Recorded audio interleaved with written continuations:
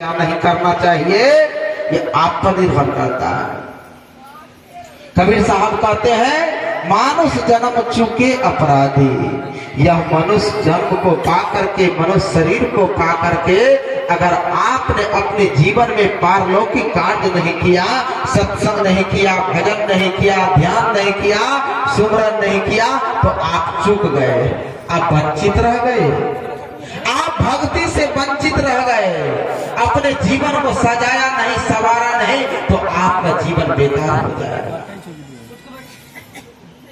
मानुष जन्म चूके हो अपराधे, यह तन केर बहुत है साधी, बहुत का साझी है इसमें।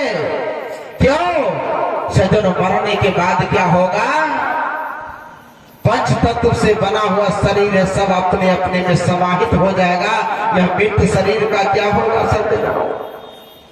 बहुत सारे हिस्सेदार है, कीट है, पतंग है, मिट्टी में गलाने के बाद बहुत सारे हिस्सेदार है, खा पी करके खत्म कर देंगे।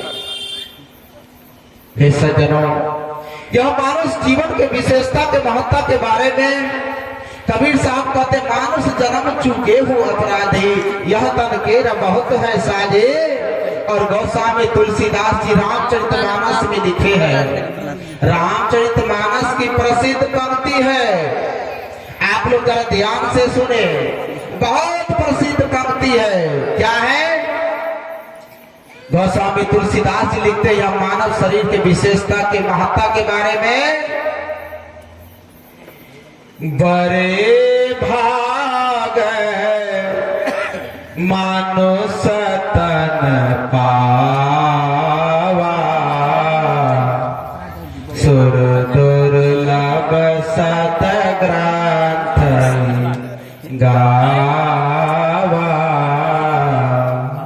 यह मानव शरीर के बारे में लिखते हैं, महत्ता के बारे में गोस्वामी तुलसीदास जी लिखते हैं बड़े भाग से मिला है, बड़े नसीब वाले हम लोग हैं जो ये सत्संग हम लोगों को मिला है, ये शरीर को पाकर के सत्संग मिला है,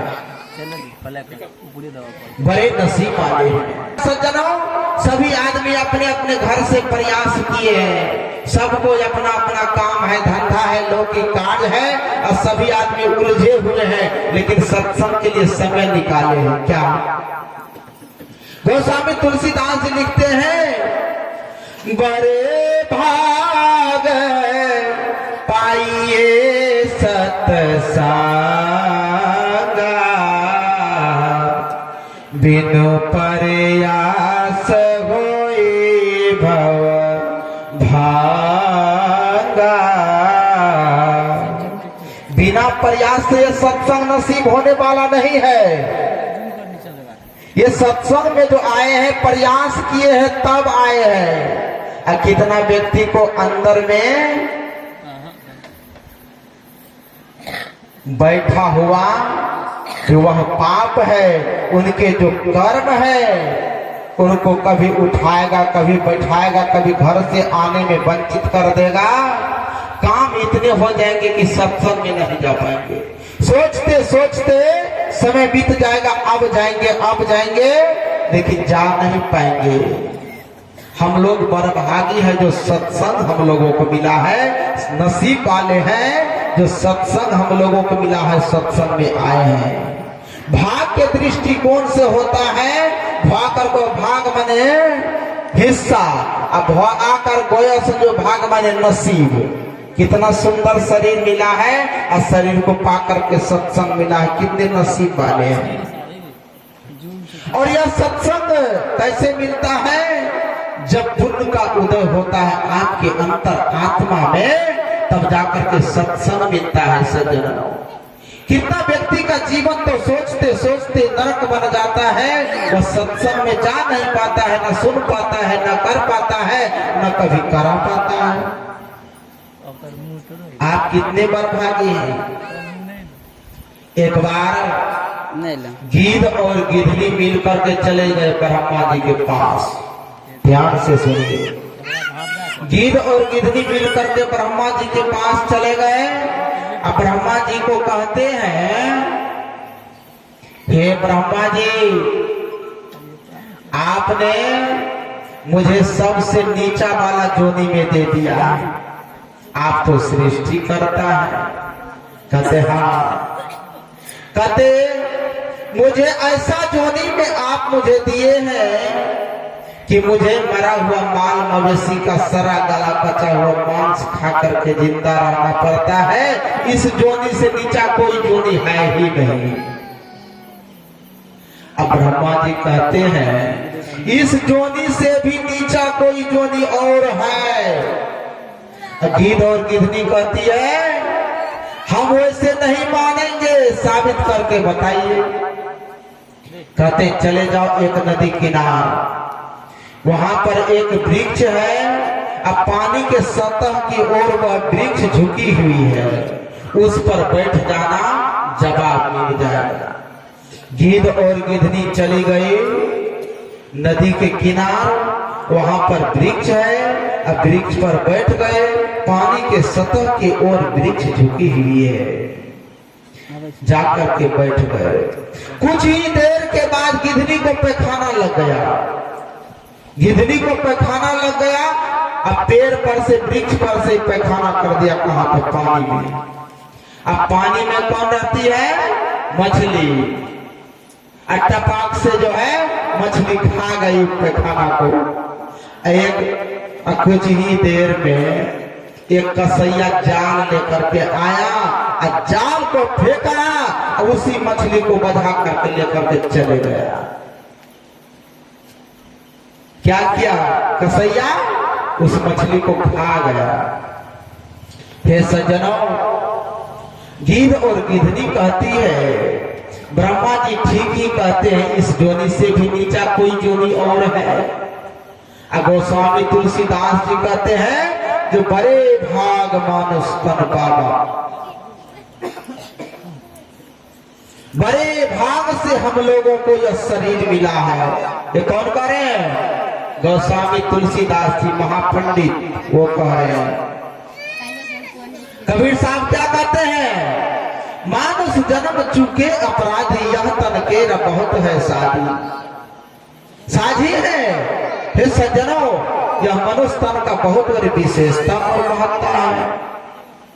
लेकिन गिद्ध और गिद्धनी के अनुसार जो उन्होंने जीवन में देखा, अब आप ही लोग बताइए, यह मानव परभागी है कि अभागी? अभागी। अभागी है। क्यों? कौन अभागी है?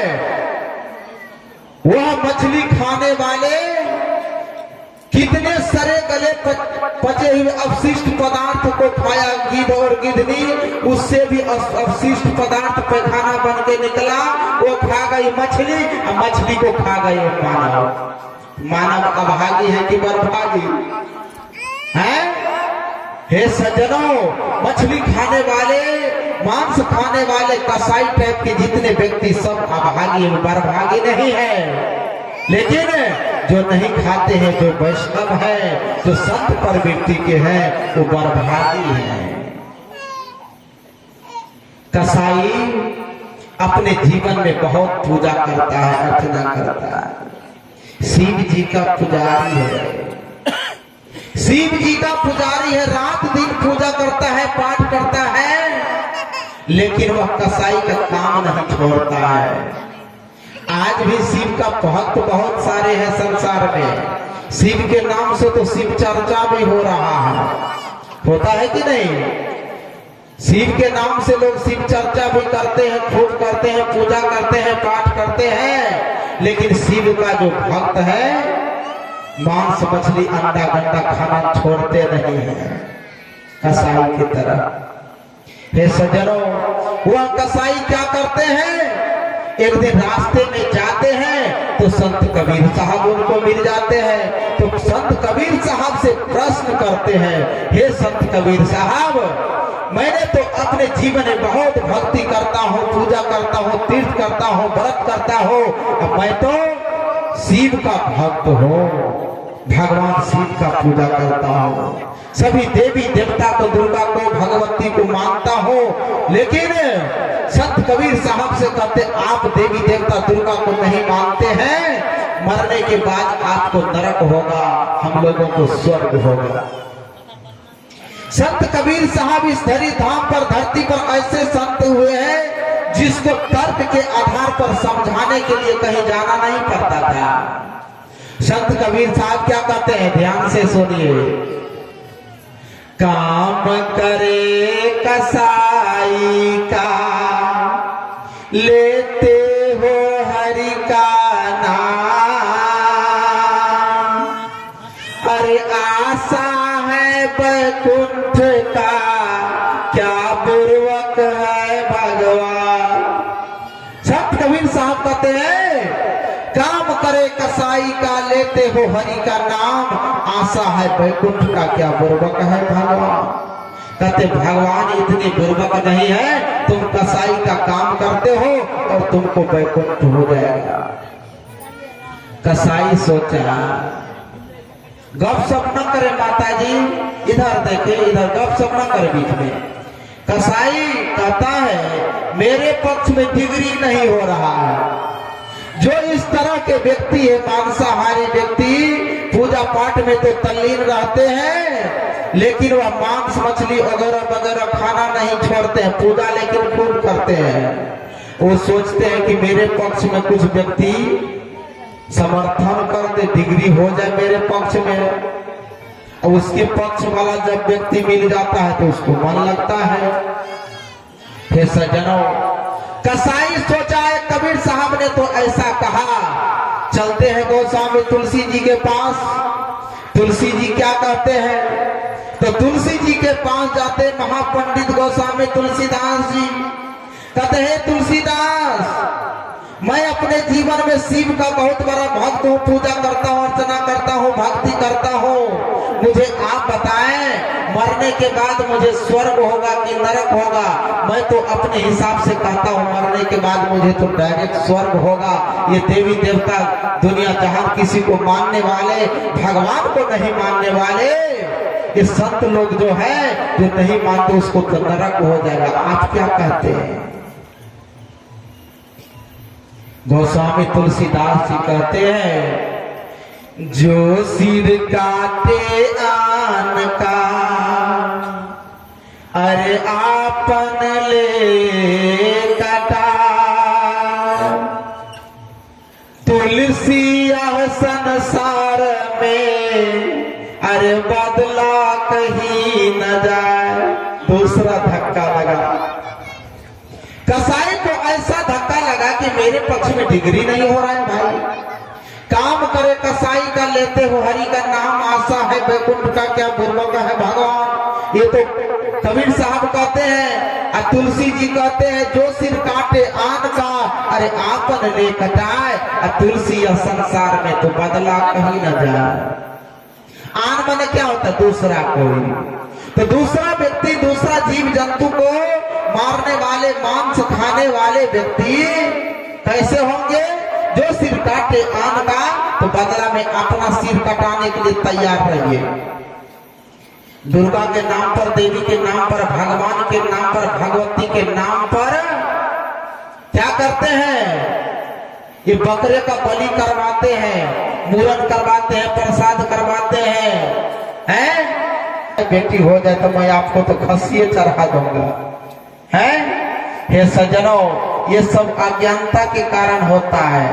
हरे राम हरे हरे, अब बकरी मुर्गी घरे घरे, हैं? संडे हो या मंडे, रोज खाओ अंडे, हैं? जब जमराज का पड़ेंगे डंडे तो दिमाग हो जाएगा ठंडे। कैसे चलेगा? कहा है? ये सब अज्ञानता के कारण होता है सज्जनों, हैं? व्यक्ति गछ लेते हैं, जानते नहीं है, पहचानते नहीं है, उनके नाम पर गलत काम करने के लिए तैयार रहते हैं, तत्पर रहते हैं। तो ये मानव जीवन का विशेषता महत्व नहीं है। वह कसाई को विश्वास नहीं होता है, चल देते हैं कहाँ? तो चलते हैं। भगवान बुद्ध सोचते हैं, अगर किसी व्यक्ति को कथा कहानी के माध्यम से समझाया जाए तो उसके मस्तिष्क में तुरंत सेट कर जाता है। कथा कहानी के माध्यम से समझाया जाए तो तुरंत फिट कर जाता है, उसको समझ में आ जाता है। फिर सज्जनों, भगवान बुद्ध अपने शिष्य आनंद और कसाई को साथ में लेकर के चल देते हैं। तो रास्ते में देखा